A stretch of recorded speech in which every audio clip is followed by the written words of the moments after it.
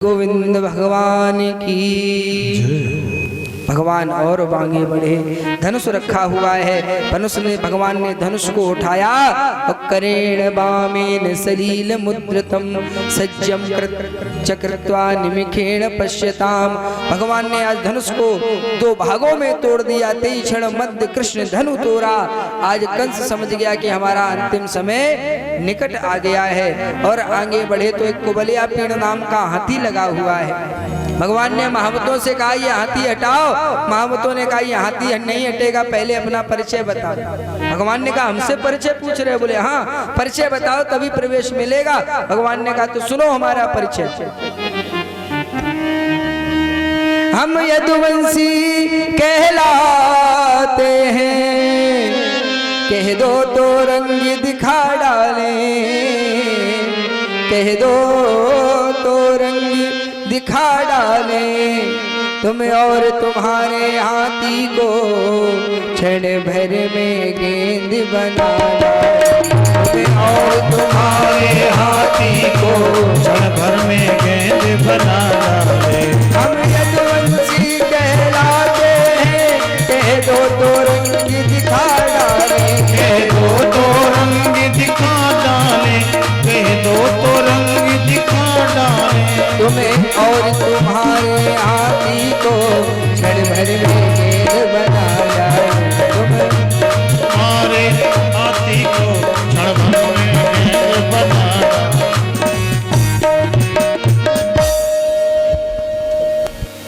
आज महाराज कुबलिया पेड़ को भगवान ने पकड़ा, 7 बार घुमाया और जैसी जमीन पर पटका है कुबलिया पेड़ का उद्धार हो जाता है। बोले गोविंद भगवान की जय। प्रश्न किया ये कुबलिया पेड़ कौन था और हाथी बनकर के कैसे आया?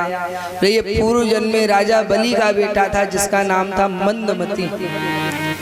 वहाँ एक बद्री नारायण में महात्मा रहते जिनका नाम है महात्मा त्रित। वो महात्मा 3 जगह से टेढ़े और मटक मटक के चले, तो ये मंदमती भी महात्मा को देख करके मटक मटक के चले। महात्मा को धक्का लगे।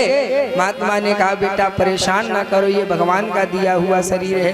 लेकिन मंदमती को समझ में नहीं आया, इसने फिर धक्का लगाया महात्मा को। तो आज महात्मा ने शाप दे दिया, जा तू गजयोनी में चला जा। जब ये गजयोनी में आया तो जब छोटा था तो छोटेपन पर ही जरासंध इस हाथी को अपने शिविर में ले आया। बड़ा ध्यान से सुनना, जब ये हाथी अपने जवानी पर आया तो इतना विकराल हाथी हुआ, इतना विकराल हाथी हुआ, एक बार शिविर की सांकरें तोड़ करके भागने लगा। बड़े बड़े मल्ल, बड़े बड़े पहलवान युद्ध कर रहे थे, कोई भी उस हाथी को पकड़ ना सका। वहीं आगे मल्लशाला में कंस युद्ध कर रहा था। कंस ने क्या देखा, ये हाथी चला रहा है। कंस ने क्या किया, आज अपने बल के प्रभाव से उस हाथी को पकड़ लिया और पकड़ करके सीधे जरासंध के सामने खड़ा कर दिया। जरासंध बड़ा प्रसन्न हुआ।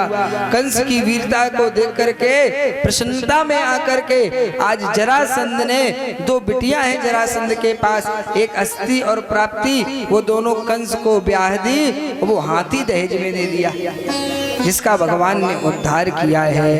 आज भगवान और आगे बढ़े तो बड़ी सुंदर रंगभूमि सजी हुई है। जैसे भगवान आए तो सभी भगवान का दर्शन कर रहे हैं। बड़े सुंदर भागवत में वर्णन है कैसे सब लोग दर्शन कर रहे हैं। तो लिखते हैं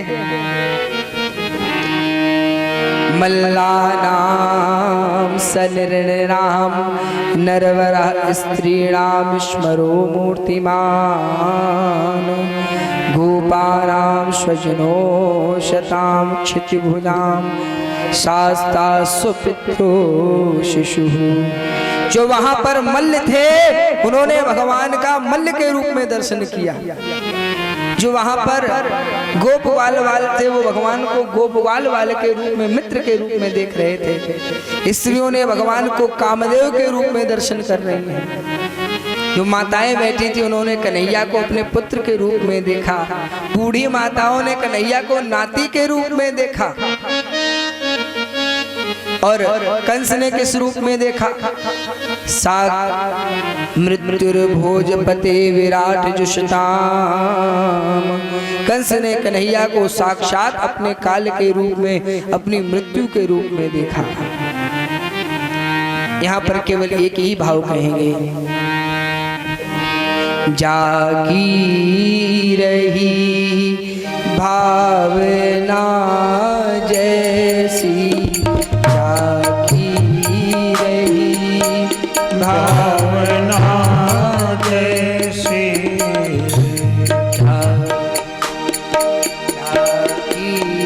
रही भावना जैसी, जागी रही भावना जैसी, प्रभु मूरत देखी तेने तैसी, प्रभु मूरति देखी तेन तैसी, प्रभु मूरत देखी तेने तैसी, जागी रही भावना जैसी।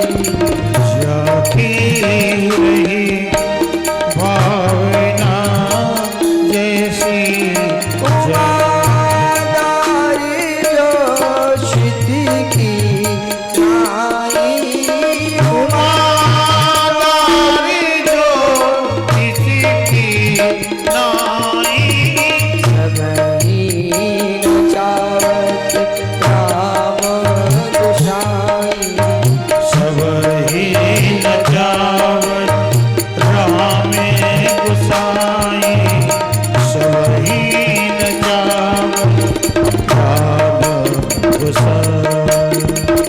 आज महाराज कंस के पास 4 पहलवान हैं। चारों पहलवान भगवान के सामने आ जाते हैं और ताल ठोकने लगते हैं, आओ कन्हैया 2-2 हाथ हो जाए। भगवान ने पहलवानों से कहा कि तुम्हें शर्म नहीं आती? पहलवानों ने कहा काहे की शर्म? बोले हम छोटे छोटे से बालक हैं और आप इतने इतने बड़े मल्ल हो, पहलवान हो, आप हमसे युद्ध करोगे, तुम्हें शर्म नहीं आएगी? तो वारे मल्ल वारे पहलवान, जो पहलवानों ने उत्तर दिया है भगवान को, वो बड़ा सुंदर है। पहलवान कह रहे हो भगवान से कि प्रभु हम आपको खूब जानते हैं। बोले क्या जानते हो?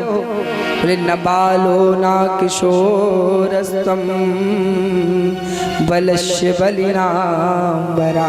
हे प्रभु, ना आप बालक हैं ना आप किशोर हैं, आप तो बलवानों के भी बलवान हैं, हमसे युद्ध करना पड़ेगा। भगवान ने कहा नहीं मान रहे हो तो आओ अखाड़े। आज महाराज बड़ा विशाल युद्ध हुआ है। यहाँ पर पहलवानी देखते रहे हो, पहलवानी देखते रहे, कोई बताओ, कोई देखता रहा? तो जो लोग पहलवानी देखते रहे हो वो समझे बड़े बड़े दांव चल रहे हैं। कौन कौन से दांव चल रहे हैं, बड़ा ध्यान से सुनना।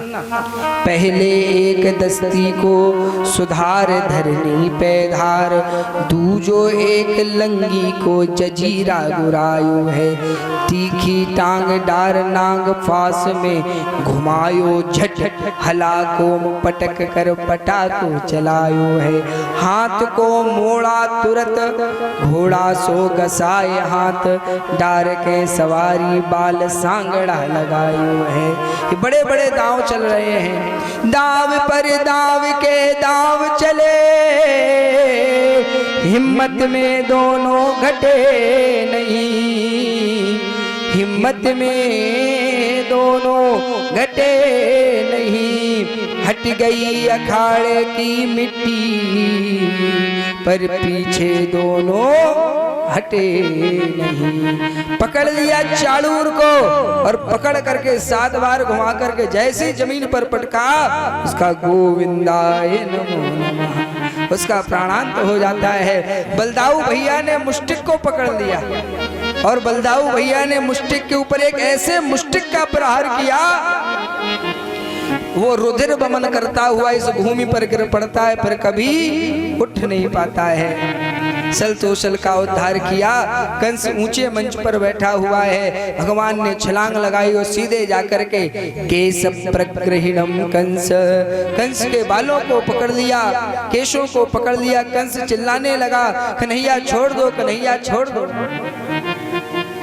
भगवान को दया आई कि मामा है, छोड़ दें छोड़ दें। लेकिन जैसी मैया देवकी की ओर देखा तो भगवान ने कहा, मामा कंस, आज तुम्हें केशों को पकड़ने पर दर्द हो रहा है। अगर तुम्हें उस समय भान हो गया होता कि जिस समय तुमने हमारी मैया देवकी के बालों को पकड़ा था, और ये आभास हो जाता कि केशों को पकड़ने से पीड़ा भी होती है, तो शायद आज ये कष्ट न सहना पड़ता। क्योंकि जाके पग नहीं फटी बिमाई, और सो का जाने पीर पराई।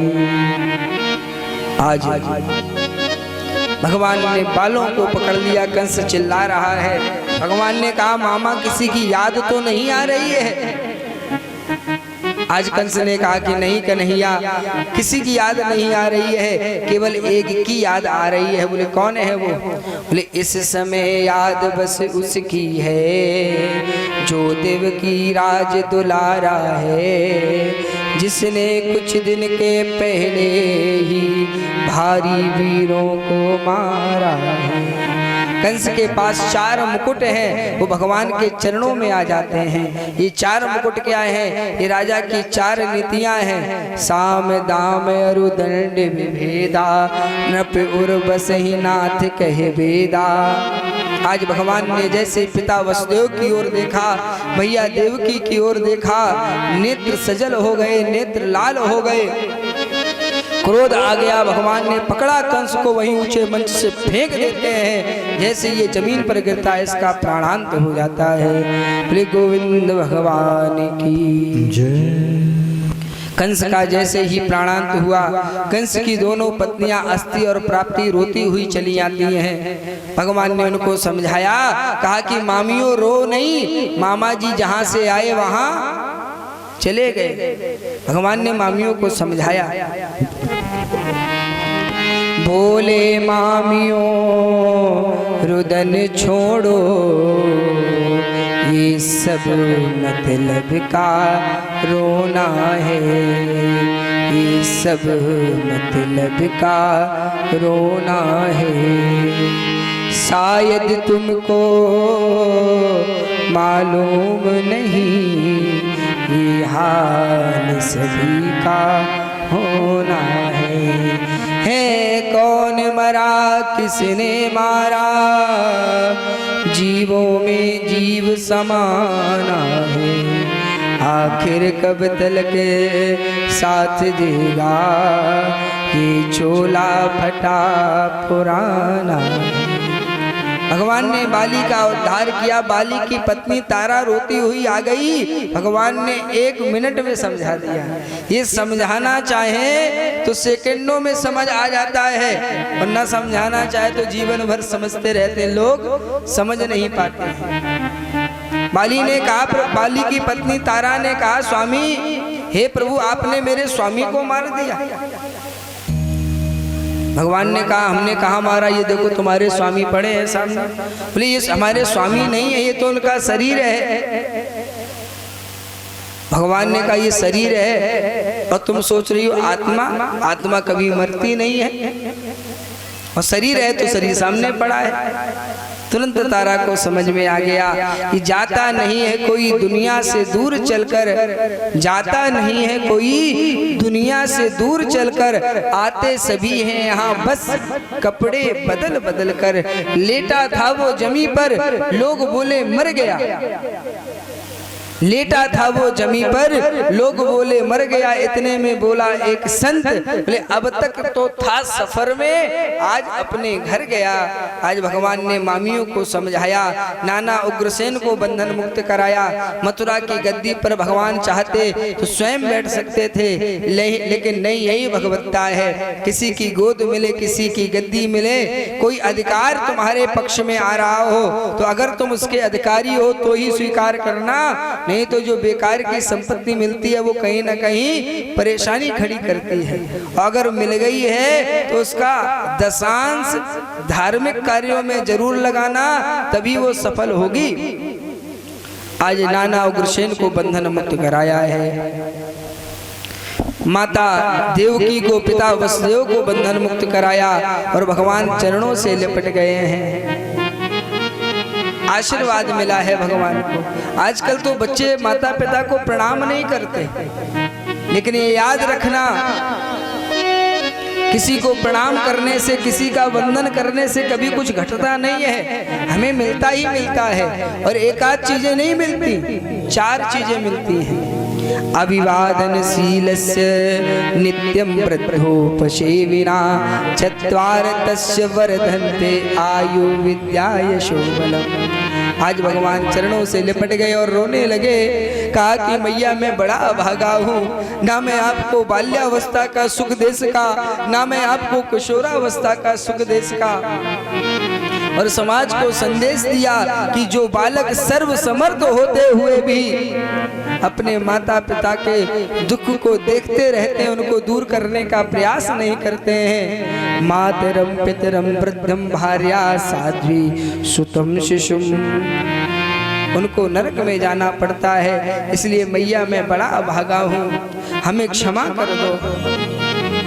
आज पिता वसुदेव मैया देवकी को बंधन मुक्त कराया और भगवान मथुरा नगरी में निवास करते हैं। बोले गोविंद भगवान की जय। समय आगे चला, भगवान विद्या अध्ययन करने के लिए जा रहे हैं। और कहाँ पर? देखिए, विचार करना, भगवान ब्रह्म है, ये चाहते तो इन्हें क्या आवश्यकता थी, लेकिन नहीं। बिन गुरु भवन दे तरे न कोई, चाहे विरंच शंकर सन। बिना गुरु के किसी का कल्याण नहीं हुआ है। तो भगवान विद्या अध्ययन करने के लिए कहाँ जा रहे हैं? अवंतिकापुरी उज्जैन में गुरु शांदीपन के यहाँ। आज भगवान वहां पर पहुंचे हैं और उज्जैन में ही भगवान का मिलन अपने मित्र सुदामा से हुआ है। भगवान ने विद्या अध्ययन किया है। सरहस्यम धनुर्वेदम धर्मान्याय पथंस्तथा। धनुर्वेद, धर्मशास्त्र, वेद, उपनिषद, तर्क शास्त्र, 64 कलाएं, ये सब भगवान ने सीखा।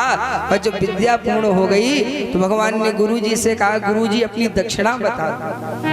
बड़ा सुंदर भाव है। गुरुजी से भगवान ने कहा दक्षिणा बताओ। भगवान ने कहा, गुरुजी से भगवान ने कहा गुरुजी दक्षिणा बताओ। गुरुजी ने भगवान से कहा कि प्रभु हमें कोई दक्षिणा नहीं चाहिए। भगवान ने कहा फिर भी कुछ बताओ तो गुरुजी।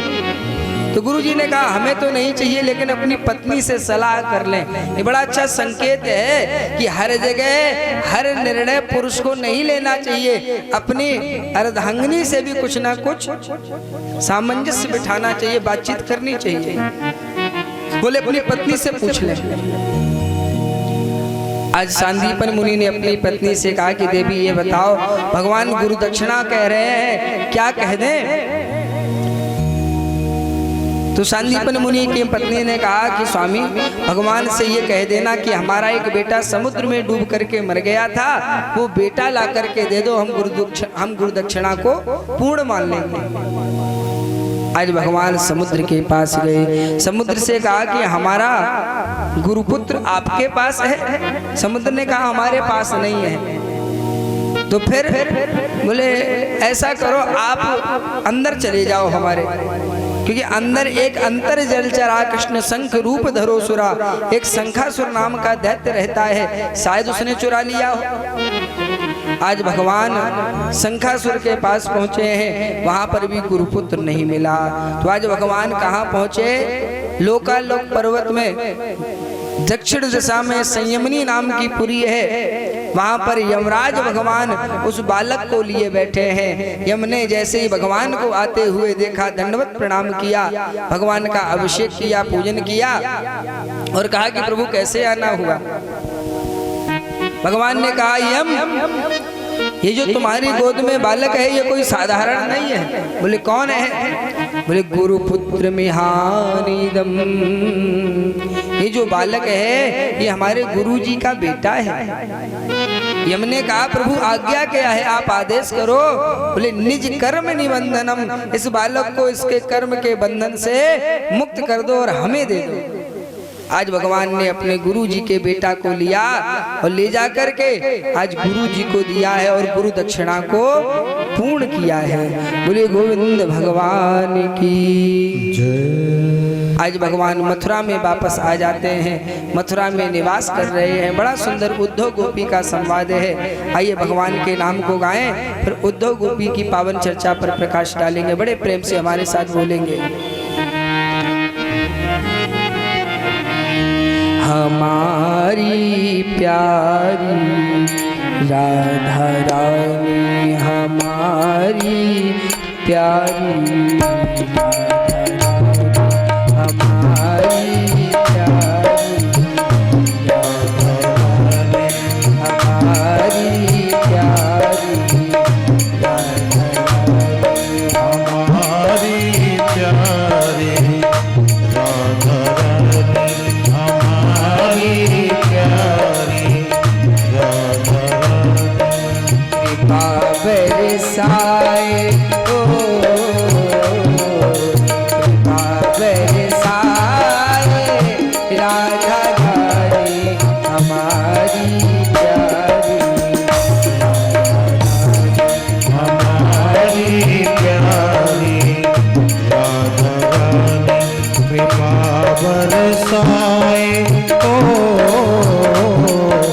कृपा बरसाए राधा रानी, हमारी प्यारी राधा रानी, हमारी प्यारी राधा रानी। आपको राधे राधे बोलना है। क्या बोलना है? श्री राधे बोलना है। हम सबकी प्यारी राधे राधे, हम सबकी प्यारी श्री राधे, हम सबकी प्यारी श्री राधे, हे प्यारी प्यारी श्री राधे, विश्वभान दुलारी, श्री राधे, विश्वभान दुलारी, श्री राधे, ब्रजेश ठकुरानी राधा रानी, ब्रजेश ठकुरानी।